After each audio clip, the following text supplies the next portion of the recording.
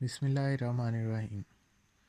तो बेटा हमारे पास ईएमटी की कोर्स आउटलाइन के कॉरेस्पॉन्डिंग नेक्स्ट लेक्चर है एलआर सर्किट्स। तो सबसे पहली चीज़ तो हमें ये पता होनी चाहिए कि एल क्या चीज़ है और आर किस चीज़ को डिनोट कर रहा है। तो याद रखें बेटा कि एल डिनोट किया करता है इंडक्टर को और आर डिनोट किया करता है रजिस्टर को। इट मीन्स कि एलआर सर्किट्स बेसिकली क्या चीज़ है, इंडक्टर रजिस्टर सर्किट्स हैं। जैसा कि आप लोगों को पता है बेटा कि हमारे पास इंडक्टर एक ऐसा कंपोनेंट है जो कि परमिट करता है डायरेक्ट करंट को और ब्लॉक कर देता है अल्टरनेटिंग करंट को। और रजिस्टर हमारे पास एक ऐसा कंपोनेंट होता है जिसको हम opposition to the flow of charges के लिए यूज़ किया करते हैं। तो सबसे पहली बात तो हमें ये पता होनी चाहिए कि इनके सिंबल्स क्या हैं। तो हमने यहाँ पे इनके सिंबल्स डिनोट किए हुए हैं कि ये हमारे पास इंडक्टर का सिंबल है और ये हमारे पास एक रजिस्टर का सिंबल है। अब इसके बाद बात की जा सकती है कि हम इंडक्टर रजिस्टर सर्किट्स को कैसे डेवलप कर सकते हैं। तो अगर हम एक्सटर्नल सर्किट्स कंपोनेंट्स की बात करें तो हमारे पास यहाँ पे फर्स्ट वन फिगर जो शो की गई है, सर्किट शो किया गया है, इसमें एक हमने ईएमएफ का सोर्स कंसीडर किया है, एक हमारे पास एक्सटर्नल कंपोनेंट इंडक्टर है और एक हमारे पास एक्सटर्नल कंपोनेंट रजिस्टर है। और हमने इन तीन और फोर्थ वन है हमारे पास बल्ब, फ्लोरिसेंट बल्ब। तो हमने इन चार एक्सटर्नल कंपोनेंट्स को मिला के एक सर्किट बनाया है जो कि एक एल आर सर्किट कहलाएगा। अब बात ये आती है कि क्या हम हमेशा इनको एक्सटर्नल कंपोनेंट्स के कॉरेस्पॉन्डिंग ही एल आर सर्किट को डेवलप कर सकते हैं। तो याद रखें बेटा कि हमारे पास एक सिंपल वायर जो किसी भी एक बल्ब और एक ईएमएफ सोर्स के साथ अटैच की गई हो, ये भी एक एल आर सर्किट ही कहलाता है। क्योंकि हमें पता है कि हमारे पास हर मटेरियल की कुछ ना कुछ रेजिस्टिविटी की प्रॉपर्टी होती है। Property of a material to oppose the flow of charge is known as resistivity. तो हमारे पास रेजिस्टिविटी की प्रॉपर्टी डेफिनेटली वायर के पास है। और इसी तरह जब हम किसी भी एक करंट कैरिंग वायर में से करंट को पास आउट करवाते हैं, किसी कंडक्टिंग वायर में से करंट को पास आउट करवाते हैं, तो वहाँ पे इंड्यूस्ड इलेक्ट्रिक फील्ड और मैग्नेटिक फील्ड के सेटअप जनरेट होते हैं।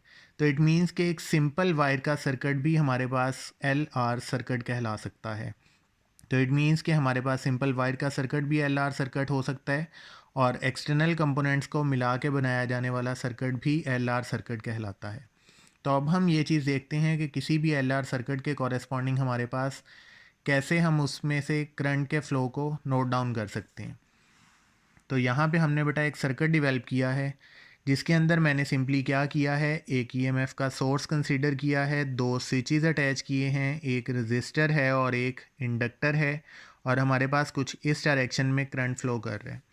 तो अगर हम टाइम ज़ीरो के कॉरेस्पॉन्डिंग क्या करें, करंट की वैल्यू को नोट डाउन करना चाहें, तो हम क्या करते हैं, यहाँ पे S1 जो स्विच हमने अटैच किया है, हम इस स्विच को क्लोज़ करते हैं। लेकिन जैसे ही हम टाइम ज़ीरो के कॉरेस्पॉन्डिंग स्विच को क्लोज़ करते हैं तो हम ये चीज़ नोट डाउन कर सकते हैं कि हमारे पास सर्किट के अक्रॉस करंट कभी भी इमीडिएटली इंक्रीज़ नहीं करेगा। क्योंकि हमें पता है कि लेंज़ीज़ लॉ के कॉरेस्पॉन्डिंग इंडक्टर की प्रॉपर्टी है कि ये हमेशा चेंज इन करंट की अपोजिशन करता है। तो इट मीन्स कि यहाँ पे इस सर्किट के अक्रॉस जब स्विच S1 को क्लोज़ किया जाएगा तो करंट कभी भी इमीडिएटली इंक्रीज़ नहीं करेगा, बल्कि यहाँ पे करंट की वैल्यू ग्रेजुअली इंक्रीज़ करना स्टार्ट करेगी। तो फिर हम यहाँ पे किसी भी एक इंस्टेंट के लिए क्या करते हैं, लूप रूल को यूज़ करते हुए यहाँ पे एक इक्वेशन डेवलप करते हैं। लेकिन याद रखें कि सबसे पहली बात कि हम किसी भी एक इंस्टेंट पे क्यों वैल्यू को कैलकुलेट करते हैं, क्योंकि इंडक्टर हमेशा चेंज इन करंट पे डिपेंड कर रहा होता है। तो हमारे पास चेंज इन करंट के कॉरेस्पॉन्डिंग वोल्टेज की वैल्यू सर्टनली चेंज होती रहती है, जिसकी वजह से हम किसी भी एक इंस्टेंट के लिए हमेशा वैल्यू को कैलकुलेट करते हैं। और दूसरी बात याद रखें, मैंने इससे प्रीवियस लेक्चर में आपको ये चीज़ बताई थी कि हम ऐसे सर्किट्स के लिए कभी भी लूप रूल मींस के किरचॉफ्स रूल को इम्प्लीमेंट नहीं कर सकते। यहाँ पे हम इम्प्लीमेंट किया करते हैं फैराडेज लॉ। तो हम इस सर्किट के कॉरेस्पॉन्डिंग किसी भी इंस्टेंट के लिए फैराडेज लॉ को अप्लाई करके एक इक्वेशन डेवलप करते हैं। लेट्स सपोज हम पॉइंट ए कंसीडर करते हैं और यहाँ पे इस डायरेक्शन में करंट को फ्लो करवाते हैं। तो सबसे पहले करंट फ्लो करेगा इस ईएमएफ सोर्स के कॉरेस्पॉन्डिंग, तो हमने ई राइट कर दिया। रजिस्टर के अक्रॉस आपको पता है हमारे पास जो ओहम्स लॉ हुआ करता है V equals to I R, तो हम यहाँ पे आई आर की इक्वेशन राइट कर रहे हैं। अब हमारे पास register in the direction of current है तो नेगेटिव साइन। इसी तरह हमारे पास जब करंट पास आउट करेगा इंडक्टर के कॉरेस्पॉन्डिंग, तो हमारे पास इंडक्टर के लिए इक्वेशन होगी L D I over D T. लेकिन करंट की डायरेक्शन में है तो हम इसको भी नेगेटिव साइन से रिप्रेजेंट कर सकते हैं और ये हमारे पास इक्वेशन इक्वल होगी 0 के। तो अब हम यहाँ से सिंपली क्या करते हैं बेटा, डी आई की terms D I by D T की टर्म एक साइड पे कर लेते हैं और बाकी की टर्म्स को एक साइड पे कर लिया जाता है। यहाँ से अगर हम इसको फर्दर सिंप्लीफाई करना चाहें तो D I by D T will become equals to E divided by L minus R I divided by L. तो अब अगर हम इसकी डिफरेंट स्टेजेस पे देखना चाहें कि हमारे पास करंट की वैल्यू किस चीज़ पे डिपेंड कर रही है, तो हम इनिशियल पॉइंट पे देखते हैं। जैसे ही एक इंस्टेंट के लिए हम स्विच S1 को क्लोज करेंगे तो उसी इंस्टेंट पे हमें पता है कि करंट कभी भी रैपिडली इंक्रीज नहीं होगा ड्यू टू इंडक्टर। तो इनिशियली हमारे पास करंट I की वैल्यू ज़ीरो होने की वजह से, नियरली इक्वल टू ज़ीरो होने की वजह से ये वाला फैक्टर ज़ीरो होगा। इट मीन्स कि initially D I by D T will become equals to E divided by L.